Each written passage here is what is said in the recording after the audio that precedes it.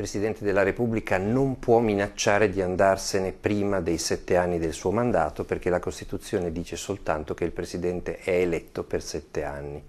Il Presidente della Repubblica non può condizionare la sua permanenza per 7 anni al fatto che il Parlamento faccia quello che dice lui, perché non esiste un Presidente a condizione e soprattutto perché il Parlamento non dipende dal Presidente della Repubblica, è libero e sovrano come potere legislativo. Il Presidente della Repubblica non può dire che nel 2014 non si andrà alle elezioni, perché se si dovesse sfasciare la maggioranza e se ne dovesse trovare un'altra alternativa, è ovviamente suo preciso dovere sciogliere le Camere e mandarci a votare, anche se fossimo nel semestre di presidenza europea di turno assegnata all'Italia, anche perché è già accaduto più volte che durante quel semestre il paese che